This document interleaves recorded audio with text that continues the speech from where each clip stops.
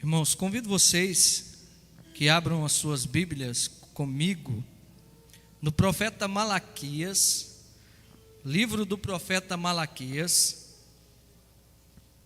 capítulo 1. Faremos a leitura do versículo 6 até o versículo 14.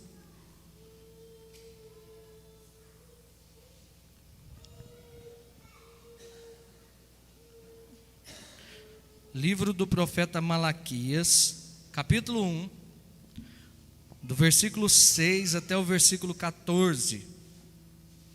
Diz assim a palavra de Deus: O filho honra o pai, e o servo a seu senhor.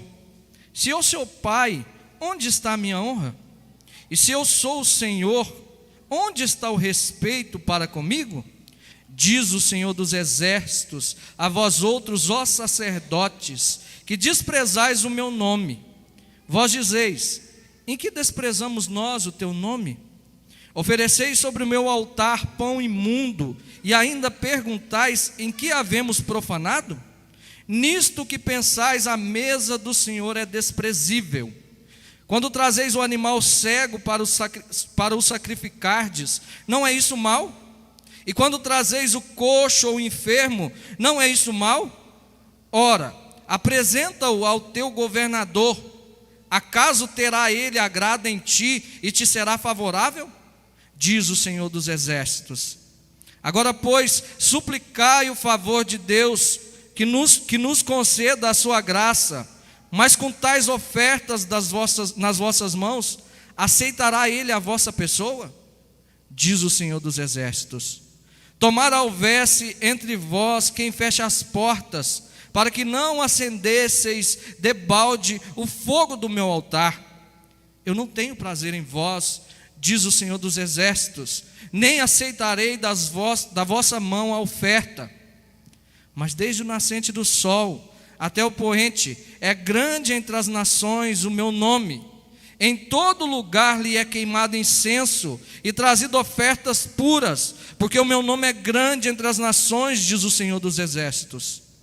Mas vós o profanais quando dizeis: a mesa do Senhor é imunda, e o que nela se oferece, isto é, a sua comida é desprezível. E dizeis ainda: que canseira! E me desprezais, diz o Senhor dos exércitos. Vós ofereceis o dilacerado, e o coxo, e o enfermo, e assim fazeis a oferta.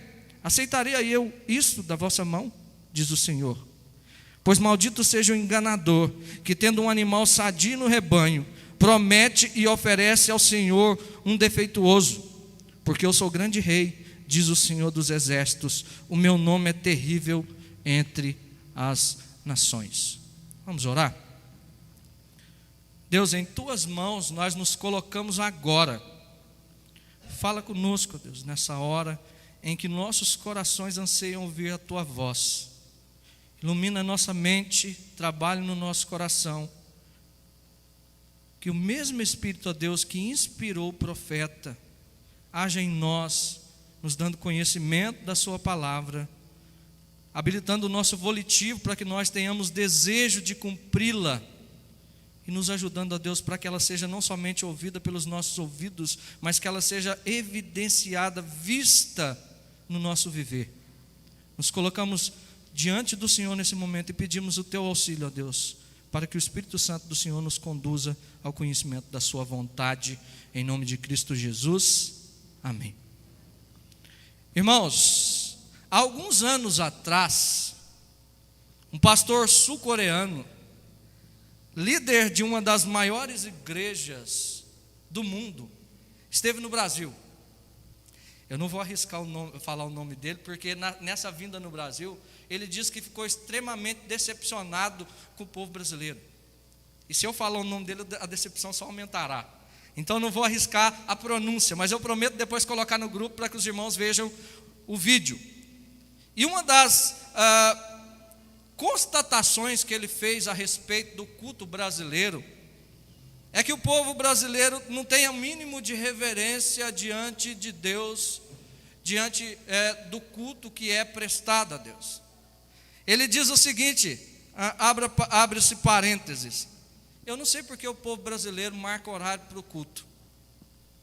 porque o culto já começou, ainda tem gente chegando. E ele diz o seguinte: eu não sei porque que tem horário de terminar, porque o culto não acabou ainda e o povo já está levantando e saindo. E durante todo o momento no culto, o povo está andando de um lado para o outro. E ele diz o seguinte: eu fiquei extremamente impressionado com o que aconteceu no Brasil. Nesse vídeo, que está nas redes sociais, ele ainda diz o seguinte: eu estive na Índia, preguei na Índia, um culto na Índia dura-se 5 horas, e ninguém se mexe. Isso é algo que eu só vi no Brasil, diz ele. E ele diz o seguinte: eu acho que eu preciso compreender e estudar o que é que acontece nos cultos brasileiros. Eu acho que o povo brasileiro não entendem que Deus está no culto, que o culto é prestado a Deus. E ele diz o seguinte: outra coisa que o povo brasileiro não entende é que é um pecado muito grande a irreverência no culto. Pois ele afirma: nós não temos consciência do pecado porque não temos consideração a Deus. Isso porque não temos consciência de quem é Deus, nas suas palavras. Irmãos, o que estava acontecendo nos dias de Malaquias era algo exatamente parecido com o que nós temos visto muitas das vezes no Brasil. Não estamos falando de maneira generalizada, mas o culto no Brasil, em alguns lugares, é uma bagunça. Não há a mínima consideração para o objeto de culto, que é Deus. Muitas das vezes não tem nem conhecimento de quem é aquele que está sendo adorado, conforme a mulher samaritana não tinha consciência. Aqui nós temos a narrativa do último profeta do Antigo Testamento, Malaquias, cujo nome significa o mensageiro de Deus. O versículo 1 de Malaquias diz que essa é uma sentença pronunciada pelo Senhor contra Israel por intermédio do profeta Malaquias. A palavra sentença, ela tem um significado de peso. É uma palavra pesada de Deus contra um povo que havia descambado na sua espiritualidade. Nós lemos no início do nosso culto o livro de Neemias, e eu disse aos irmãos que após 70 anos de cativeiro, Deus permite que o povo retorne para Jerusalém, o templo é reconstruído, a espiritualidade do povo é reavivada através da leitura da lei e através do ensino do escriba Esdras. Os muros da cidade são reconstruídos sob a liderança de Neemias. Mas quando nós chegamos em Malaquias, há mais ou menos 100 anos desse retorno do cativeiro havia se passado. E aquele reavivamento inicial já havia enfraquecido. O povo agora já não mais estava com aquele entusiasmo, com aquela alegria de servir a Deus. O povo agora começa a duvidar do amor de Deus. Se os irmãos puderem ler comigo o versículo 2 do profeta Malaquias, o povo começa a colocar em xeque o amor de Deus. O povo diz o seguinte: eu vos tenho amado. Deus fala para o povo: eu vos tenho amado, diz o Senhor, mas vós dizeis: em que tem nos amado? Em que tem nos amado? O povo, por mais que havia a promessa de Deus de restauração, havia promessas de Deus que Israel seria restaurado, mas aquilo ainda não havia acontecido. O povo ainda estava debaixo da hegemonia de uma nação inimiga, havia muita pobreza, eles tinham que pagar duros impostos, e diante do cenário, das circunstâncias, eles começam a avaliar o amor de Deus através daquilo que eles viam. E eles então começam a duvidar que Deus os amava. A resposta de Deus é bastante significativa. O povo indaga de Deus: em que o Senhor tem nos amado? E Deus então responde da seguinte forma: não foi Esaú, irmão de Jacó, disse o Senhor, todavia amei a Jacó. A primeira resposta de Deus diante do povo, ou a sentença de Deus, é que ele amava o povo, e o amor de Deus não poderia ser avaliado ou baseado através das circunstâncias, mas eles deveriam entender que a eleição deles, como sendo povo de Deus, é que demonstrava o amor de Deus. Lá em Deuteronômio, capítulo 7, versículo 7, nós vemos Deus dizendo que Ele não teve afeição por Israel, e nem escolheu Israel, porque eles eram a maior nação, e nem mais numerosos do que as outras, mas Ele escolheu porque teve amor por eles. Mas no entanto o povo havia desanimado, diante das circunstâncias desfavoráveis, o povo perdeu o brilho, perdeu o entusiasmo, perdeu a espiritualidade. Deus então levanta esse profeta, o profeta Malaquias, para que chame o povo ao arrependimento, para que pronuncie uma sentença contra o povo, para que conduza o povo ao conhecimento do amor de Deus. Se nós olharmos também no capítulo 2, versículo 17, o povo também começou a duvidar do caráter justo de Deus. Diz o versículo 17: enfadais o Senhor com vossas palavras, e ainda dizeis, em que o enfadamos? Aí Deus responde: nisto que pensais, qualquer que faz o mal passa por bom aos olhos do Senhor, e é desses que Ele se agrada. Onde está o Deus do juízo? Aparentemente, o povo de Deus estava em dificuldade, mas aquela nação que não era a nação de Deus, aquela nação que estava sob o domínio deles, passava bem. E o povo então começa a comparar a sua circunstância com a do povo que estava dominando sobre eles. E eles começam a duvidar do amor de Deus, eles começam a colocar em xeque o caráter de Deus, justo de Deus. E isso só poderia descambar numa espiritualidade fraca. Afetou então o culto que era prestado diante de Deus. E é por isso que no capítulo 1, versículo 6, Deus agora vai repreender o povo quanto ao culto que era prestado. Quando nós não temos a devida reverência pelo objeto do culto, o culto enfraquece. E uma das coisas que nós vamos ver aqui é que o Espírito Santo leva Malaquias a usar um ensino muito interessante, um método de perguntas e respostas.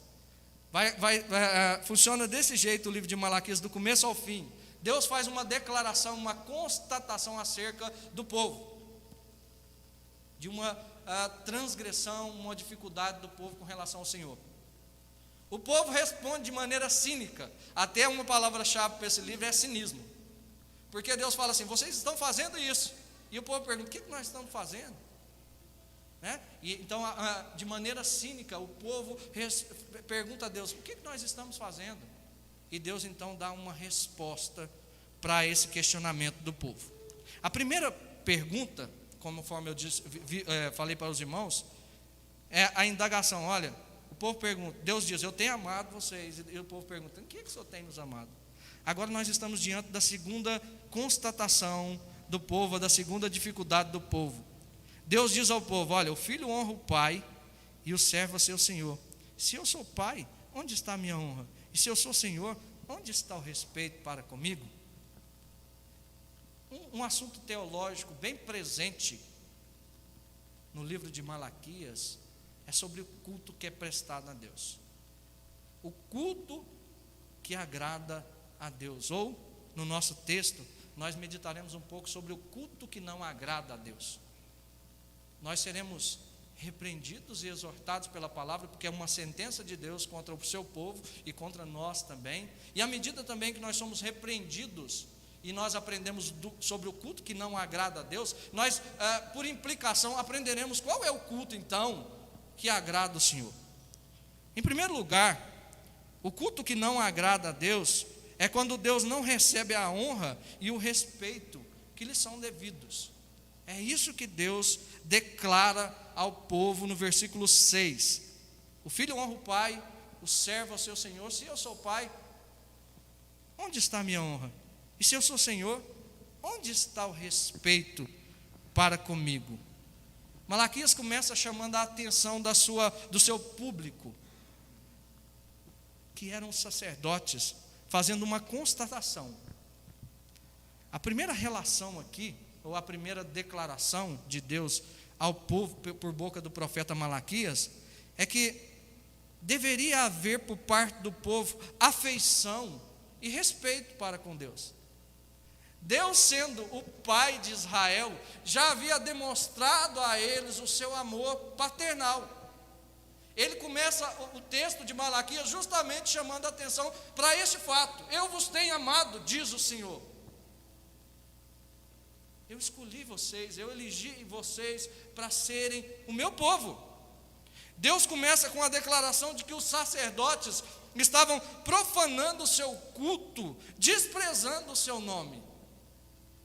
Por 2 vezes, nós vamos ver Deus dizer que grande e terrível, ou temível, é o seu nome entre as nações. O versículo 11, Deus diz o seguinte: mas desde o nascente do sol até o poente, é grande entre as nações o meu nome, e em todo lugar lhe é queimado incenso, e trazido ofertas puras, porque o meu nome é grande entre as nações, diz o Senhor dos Exércitos. Versículo 14, diz assim, a parte B: promete e oferece ao Senhor animal defeituoso, porque eu sou grande rei, diz o Senhor dos Exércitos. O meu nome é terrível entre as nações. Deus, sendo digno de honra, de glória, de louvor, de exaltação, não estava recebendo a honra que lhe era devida. Por isso Deus faz uma queixa diante do seu povo. Ele não estava recebendo a honra e a glória que lhe eram devidas. O povo era mais articulado em bajular homens do que em adorar a Deus da maneira com que ele merecia. O versículo 8 diz o seguinte: agora suplicai o favor de Deus que vos conceda a sua graça, mas com tais ofertas das vossas mãos, nas vossas mãos, aceitará ele a vossa pessoa? Diz o Senhor dos Exércitos. E uma outra declaração que Deus faz diante do povo é: oferece isso para o seu governador, para ver se ele aceita.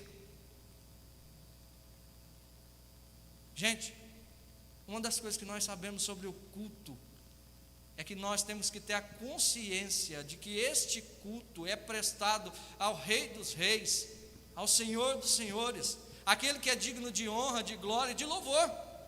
E quando nós estamos no culto com essa consciência, o culto não é prestado de qualquer forma, não há irreverência no culto. É justamente essa constatação que o pastor sul-coreano faz da igreja brasileira. Parece que eles não sabem que Deus está presente no culto, e que esse culto é prestado a Deus, e que qualquer tipo de reverência no culto é um grande pecado.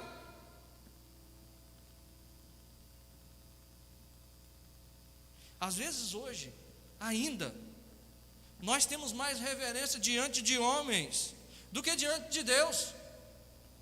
Nós nos limitamos no falar, no vestir, no agir, na postura diante de homens. Se alguma autoridade vai visitar a nossa casa, nós fazemos todos os preparativos necessários para recebê-lo. Mas muitas das vezes nós adentramos para dentro das portas do templo de qualquer jeito, de qualquer forma, sem levar em consideração quem é o objeto do nosso culto. E Deus começa com uma sentença pronunciada diante do povo: olha, o filho honra o pai, o servo é o seu senhor. Se eu sou pai, onde está a minha honra? Se eu sou senhor, onde está a minha honra? Em primeiro lugar, o culto não agrada a Deus quando Deus não recebe a honra e o respeito que lhes são devidos. Em segundo lugar, o culto não agrada a Deus quando não é prestado segundo as prescrições de Deus. Do versículo 6b até o 8, do versículo 6b até o 8 e o versículo 13, nós vamos ver a narrativa de Malaquias do que estava acontecendo. Vamos começar com o versículo 6, parte B. Deus então dá a sentença, faz a declaração: o filho honra o pai e o servo a seu senhor. Se eu sou pai, onde está a minha honra? E se eu sou senhor, onde está o respeito para comigo? Diz o Senhor dos exércitos, a vós outros, ó sacerdotes, que desprezais o meu nome. A pergunta cínica do povo: vós dizeis, em que desprezamos nós teu nome? E a resposta de Deus, versículo 7: ofereceis sobre o meu altar pão imundo, e ainda perguntais, em que te havemos profanado? Nisto que pensais, a mesa do Senhor é desprezível. Quando trazeis animal cego para o sacrificardes, não é isso mal? E quando trazeis o coxo ou enfermo, não é isso mal?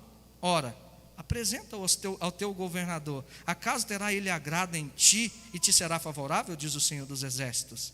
Versículo 13: e dizeis ainda, que canseira, e me desprezais, diz o Senhor dos exércitos. Vós ofereceis o dilacerado, e o coxo, e o enfermo, e assim dizeis a oferta: aceitaria eu isso das vossas mãos? Diz o Senhor. Novamente, como no texto anterior, capítulo 1, a reação de forma cínica diante da declaração de Deus por parte do povo, ou aqui por parte dos sacerdotes. Eles perguntam: como nós temos desprezado o teu nome? E Deus então declara ou responde. Eles estavam prestando um culto que não estava segundo os padrões que Deus mesmo havia determinado. Deus, através da lei mosaica, através de Moisés, havia regulamentado meticulosamente como ele queria ser cultuado. O Antigo Testamento, ou no Antigo Testamento, o culto a Deus era administrado através de ofertas e de sacrifícios que eram levados à presença de Deus pelo povo, e eram oferecidos diante de Deus pelos sacerdotes. A tarefa dos sacerdotes era fazer valer essas regulamentações de Deus, ver se os sacrifícios eram válidos ou não para o culto. Nós vemos isso lá em Levítico 22, 21 e 22, que diz o seguinte: quando alguém oferecer sacrifício pacífico ao Senhor, quer em cumprimento de voto ou como oferta voluntária do gado ou do rebanho, o animal deve ser sem defeito para ser aceitável. O cego, ou o aleijado, ou o mutilado, ou o seroso, ou o sarnoso, ou cheio de impingens, não ofereceis ao Senhor, e deles não poreis oferta queimada ao Senhor sobre o altar. Levítico 22, 21 e 22. E o que estava acontecendo? Os sacerdotes que deveriam zelar pelo culto, os sacerdotes que deveriam avaliar os sacrifícios para ver se seriam aceitáveis na presença de Deus, estavam fazendo vista grossa, estavam permitindo que aquilo que Deus não suportava fosse levado da presença dele. Aliás, eles mesmos levavam os sacrifícios, aceitavam do povo e levavam diante de Deus e sacrificavam aquele sacrifício que não, da forma que não havia sido prescrito por Deus. Meus queridos, a teologia calvinista, existe algo que é chamado de princípio regulador do culto, na onde nós declaramos que nós somente adoramos a Deus da maneira que Ele quer ser adorado. Nada que não esteja de acordo com aquilo que Deus pediu, nós colocamos no culto. Por isso que existem algumas práticas que são colocadas em algumas igrejas nessa era, que não é visto dentro dos nossos cultos, não é aceito por nós como sendo parte do nosso culto, porque nós somente cultuamos a Deus da maneira que Ele quer ser cultuado. E o povo estava falhando nisso, estavam levando justamente o contrário daquilo que Ele havia prescrito para os sacrifícios. E aqui nós temos também uma aplicação muito interessante para os nossos dias, para o nosso culto. Nosso culto hoje não é ofertado ou não é oferecido diante de Deus da maneira como era no Antigo Testamento, por meio de sacrifícios de animais. Mas a Bíblia diz lá em Romanos capítulo 12, que o sacrifício vivo, santo e agradável na presença de Deus somos nós. E meus queridos, uma constatação que nós fazemos no culto, e uma pergunta que deve ser levantada, Quando é que a vida espiritual do povo de Deus descamba? Quando que é? Quando que essa vida espiritual descamba, enfraquece, desaparece? É justamente quando a liderança enfraquece. Os sacerdotes deveriam liderar o povo, conduzir o povo à verdadeira adoração, não permitir que o povo levasse diante de Deus um culto que era inaceitável. Mas, pelo contrário, o que eles faziam? Eles mesmos lideravam o povo em fazer aquilo que era desagradável e inaceitável na presença de Deus. Quando a liderança enfraquece, não cumpre o seu papel, a igreja também descamba e enfraquece. Aqui há uma reprimenda para mim e para todos aqueles que têm posição de liderança na igreja. Cuidado com o que você está fazendo, com a posição que Deus o colocou. É com muita tristeza que hoje nós vemos na igreja que não há uma harmonia entre posição e função. Tem muita gente que aceita a posição de liderança. Tem muita gente que, quando é eleito, quando é nomeado a alguma posição, aceita. No entanto, a posição está preenchida, mas a função está vaga. É com muita tristeza que nós constatamos que muitas das vezes aqueles que deveriam exercer liderança sobre a igreja têm falhado no seu papel, têm deixado a desejar naquilo que tem que ser feito. E aqui fica uma advertência para nós: o culto deve ser prestado da maneira que Deus agrada, e se não há quem lidere, a vida espiritual do povo descamba. Uma outra aplicação para nós é que o culto não pode ir além daquilo que Deus ordenou. Nós não podemos inserir no culto aquilo que Deus não pediu. Nós vemos lá em Números a narrativa da história de dois sacerdotes, Nadab e Abiú, que ofereceram diante de Deus fogo estranho. E justamente nessa narrativa diz que eles foram mortos porque era justamente aquilo que Deus não havia requerido deles. Quando nós nos achegamos para cultuar a Deus, nós devemos cultuar a Deus justamente da forma que Ele quer ser cultuado. Nós não podemos inserir no culto nada que seja além do que Deus pediu. Mas há algo aqui também que fica muito claro: o culto não pode estar além, mas ele também não pode estar aquém daquilo que Deus quer. Fica claro que Deus não leva em consideração somente a boa intenção, mas também a forma com que nós cultuamos. Hernandes vai dizer o seguinte: ou o culto é bíblico ou é anátema. Ou o culto é bíblico ou é anátema. Em primeiro lugar, o culto que não agrada a Deus é um culto quando o nome de Deus não é respeitado e honrado. Em segundo lugar, o culto que não agrada a Deus é um culto quando ele não é prestado segundo as prescrições de Deus. E em terceiro lugar, um culto que não agrada a Deus é um culto formalista, vazio, sem coração. O que estava acontecendo? Tinha culto, os sacrifícios eram feitos, mas era um culto vazio, sem significado, formalista, sem coração. Deus não aceita esse tipo de culto. Culto vazio, formal, hipócrita, fraudulento, com ofertas que procedem de um coração distante. Vocês se lembram o que Jesus vai falar a respeito do povo dos seus dias? Esse povo tem me honrado com os lábios, porém o seu coração está longe de mim. Vocês se lembram do que nós lemos aqui no início? Mas vem a hora, e já chegou, em que os verdadeiros adoradores adoram em espírito e em verdade. Há pelo menos 3 ou 4 indícios aqui no nosso texto que mostra ou que revela que o coração do povo estava distante de Deus. O primeiro indício é que eles não ofereciam culto aceitável diante de Deus, mas estavam interessados no favor de Deus.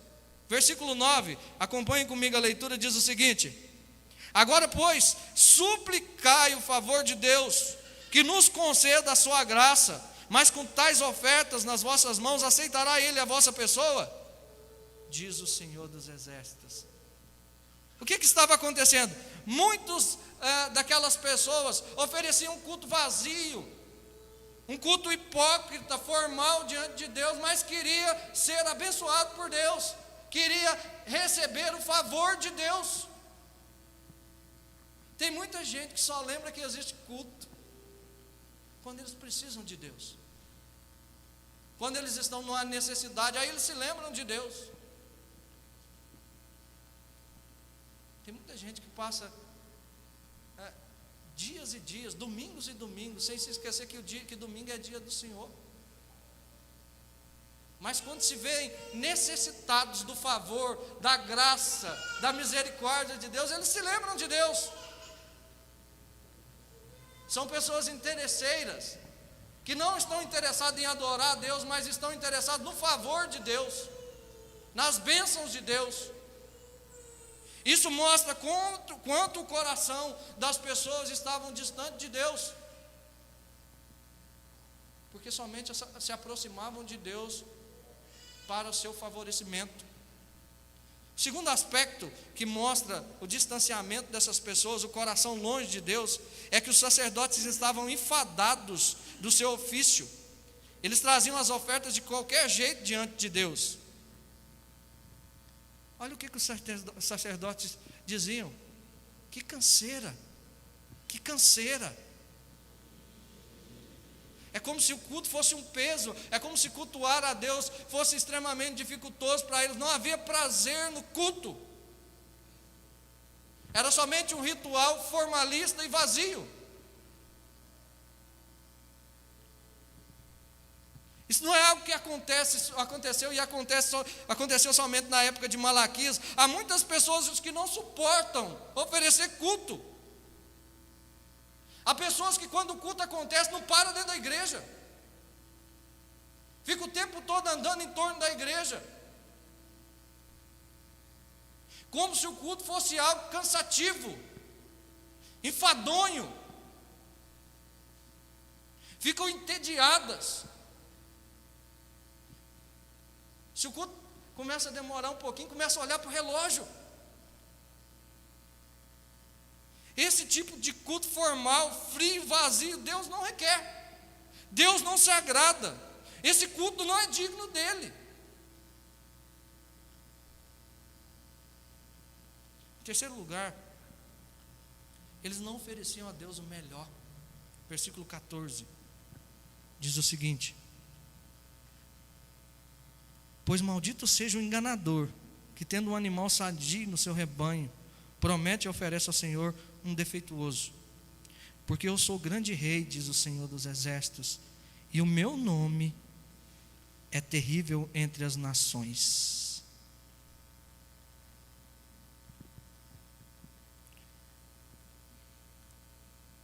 Irmãos, os sacerdotes estavam trazendo para Deus o cego, o animal cego, o coxo, o enfermo, o dilacerado, o defeituoso. Eles estavam oferecendo diante de Deus o pior, o resto, o imprestável. Eles estavam trazendo diante de Deus. Hernandes vai dizer que quando fala do dilacerado, a carniça, o animal que era atacado por uma fera e já estava em estado de putrefação, era levado na presença de Deus. Eles pensavam que para Deus qualquer coisa serve. Eles retribuíam o amor de Deus com descaso. Com descaso. O versículo 9 deixa claro que Deus não aceitaria nada menos que o melhor. Aqui tem um princípio, irmãos, que nós precisamos guardar. Para Deus é o melhor ou nada. Deus não aceita nada que não seja o melhor. O princípio ele continua mesmo hoje.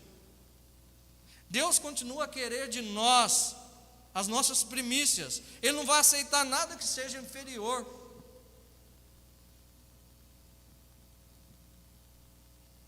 Me lembro de uma história de uma menina que recebera da sua mãe 2 moedas.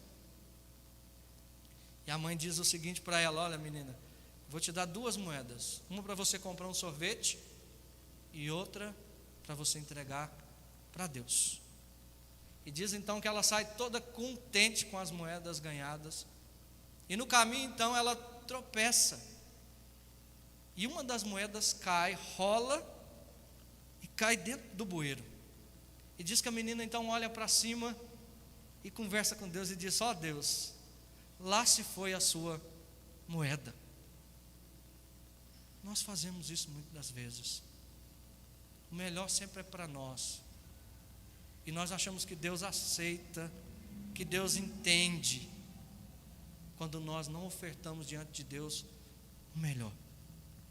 Mas o mais sério no texto é que o culto que era ofertado diante de Deus era um culto onde não havia nos corações do povo de Deus, de Israel, e por parte principalmente também da sua liderança, arrependimento. Era um culto prestado por corações endurecidos.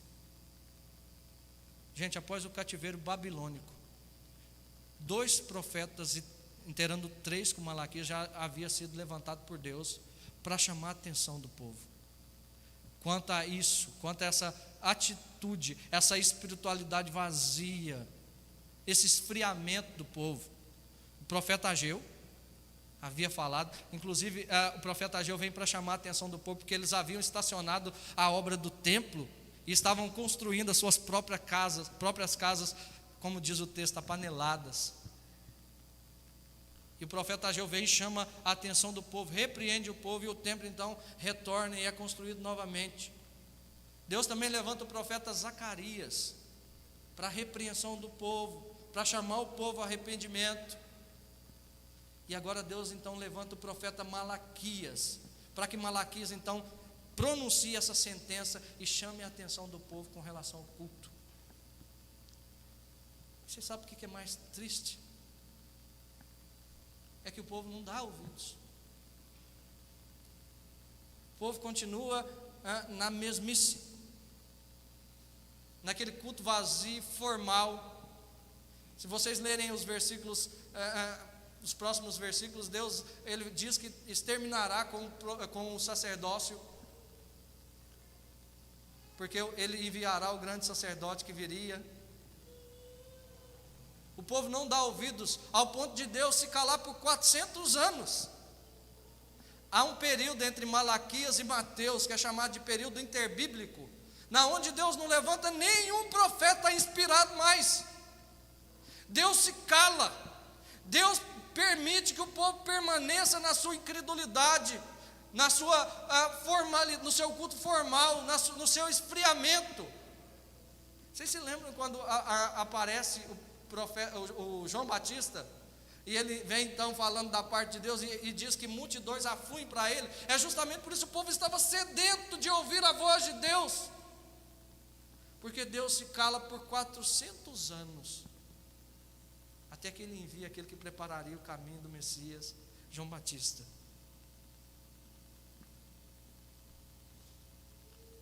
Deus não estava satisfeito com esse culto, porque era um culto onde o nome de Deus não era honrado. Deus não estava satisfeito com esse culto, porque era um culto que não seguia as prescrições de Deus.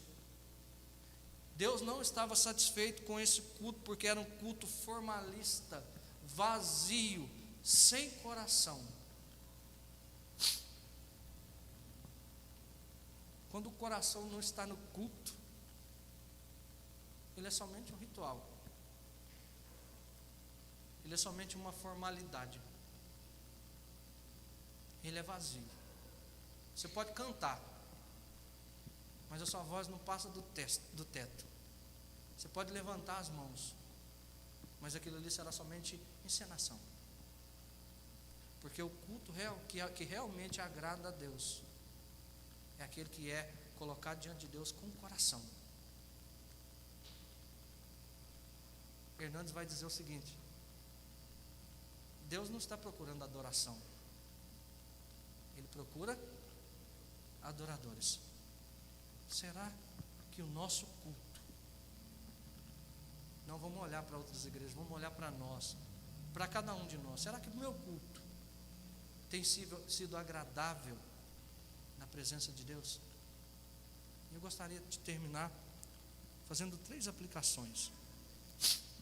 Aplicação número 1: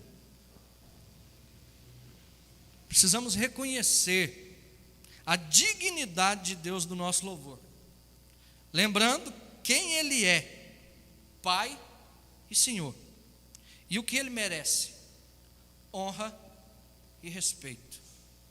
Todas as vezes que entrardes para dentro dessas portas, se lembrem que vocês estão na presença do Senhor.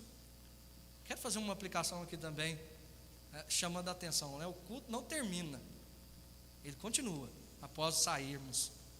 Cultuar é oferecer a nossa vida como sacrifício santo, vivo e agradável. Segunda aplicação: prestar um culto a Deus, nós precisamos prestar um culto a Deus que siga os padrões por Ele estabelecidos. Cultuar Ele da forma que Ele requer. Não podemos inventar ou profanar o que Ele estabeleceu. O culto não pode estar além, nem aquém do que Ele merece. Em terceiro lugar, se tudo não é feito da maneira que agrade a Deus, com honra e respeito que lhe são devidos, dentro das regulamentações estabelecidas por Ele, e dando o nosso melhor, Ele não aceita a nossa adoração. O que Deus procura, como eu disse, não é adoração, sim adoradores. E eu gostaria de chamar a atenção para vocês no que Deus diz a partir do versículo 11. Ele diz o seguinte, versículo 10, acompanhe comigo: tomara houvesse entre vós quem feche as portas, para que não acendesseis debalde o fogo no meu altar. Eu não tenho prazer em vós, diz o Senhor dos Exércitos, e nem aceitarei da vossa mão a oferta.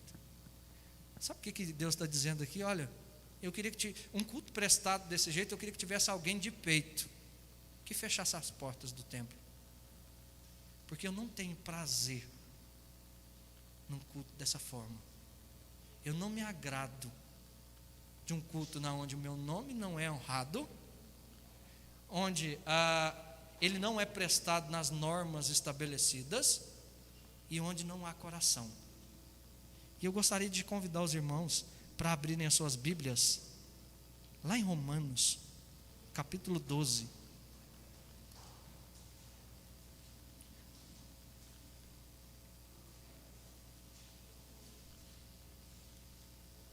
Para que nós leiamos qual que é o culto que Deus se agrada.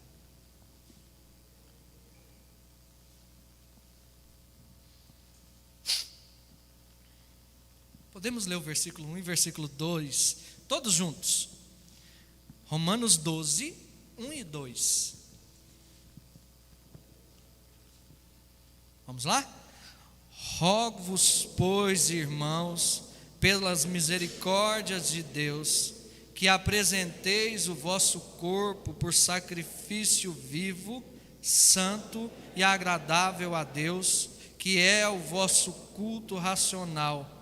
E não vos conformeis com este século, mas transformai-vos pela renovação da vossa mente, para que experimenteis qual seja a boa, agradável e perfeita vontade de Deus. O que Deus quer como culto somos nós. De que maneira? É o nosso corpo apresentado vivo, santo e agradável na presença de Deus. Que nós estejamos atentos quanto ao culto que nós temos oferecido a Deus. Que nós não sejamos encontrados somente com ritual, com formalismo, mas que a nossa adoração seja uma adoração em espírito e em verdade. Eu gostaria de convidar a equipe de louvor. Nós estaremos cantando um cântico enquanto nós refletimos acerca do que aprendemos nesta noite. Nós vamos estar orando enquanto eles cantam, pedindo a Deus que trabalhe no nosso coração, que molde a nossa vida, que nos ajude a oferecer diante dele um culto que seja aceitável, que seja agradável diante dele.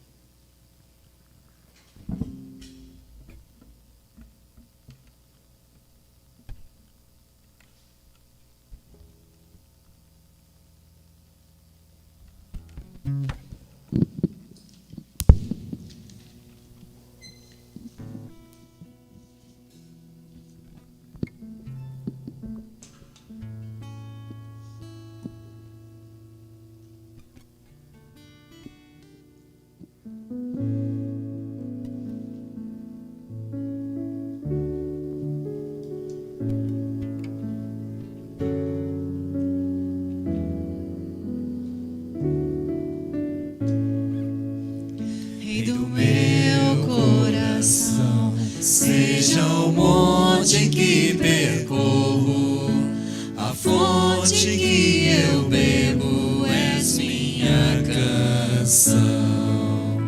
Rei do meu coração, seja o meu esconderijo, refúgio que preciso, és minha canção. Tu és bom.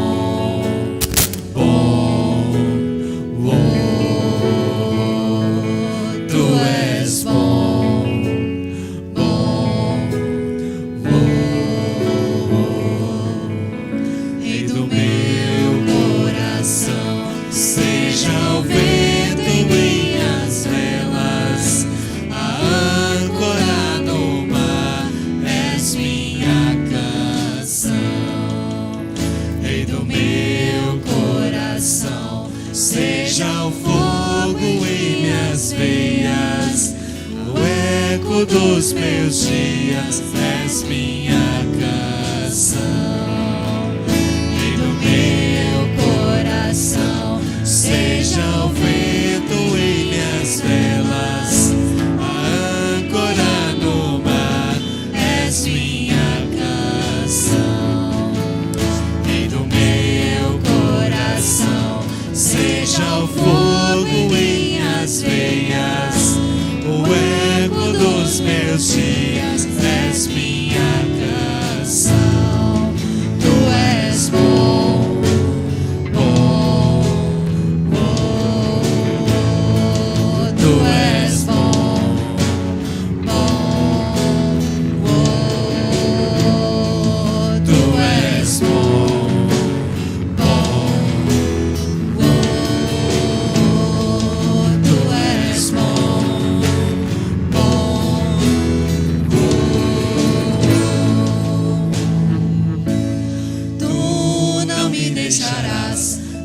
Deixarás jamais. Tu não me deixarás, não me deixarás jamais. Tu não me deixarás, não me deixarás jamais. Tu não me deixarás, não me deixarás jamais. Tu és bom.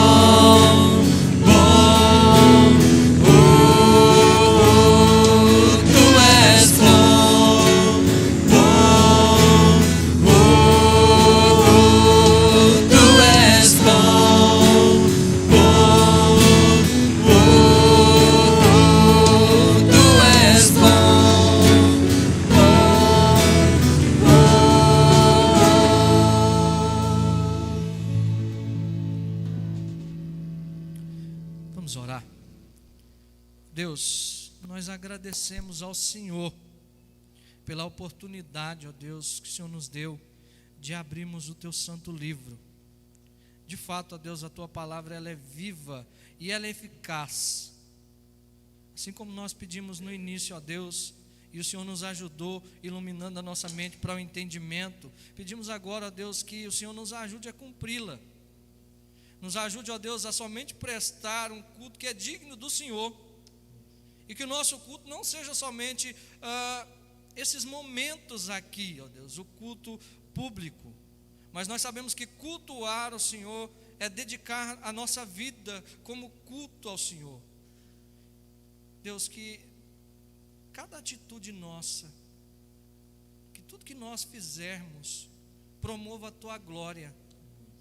Que tudo que nós fizermos, ó Deus, honre o Senhor como Pai e Senhor nosso. Ó Deus, que o nosso culto também, ó Deus, possa ser prestado na presença do Senhor, conforme o Senhor requer de nós, segundo as prescrições do Senhor. Nada além, e também que não esteja aquém do Senhor. E que o nosso culto não seja vazio, formalista, sem coração. Pelo contrário, ó Deus, que nós adoremos o Senhor em espírito e em verdade. Por isso nós pedimos, ó Deus, que o Espírito Santo do Senhor nos ajude, nos conduza ao cumprimento da sua palavra, para que através da nossa vida outras pessoas conheçam o Senhor, outras pessoas se prostrem e adorem o Senhor. Esta é a nossa oração, ó Deus, pedindo que o Senhor nos perdoe pelas falhas que temos tido em relação ao seu culto, e que o Senhor nos ajude para que a partir de hoje, ó Deus, haja mudança na nossa vida, que o nosso culto seja um culto de coração, cheio de entusiasmo, cheio de verdade, ó Deus. Esta é a nossa oração no nome de Cristo, nosso Senhor e Salvador. Amém.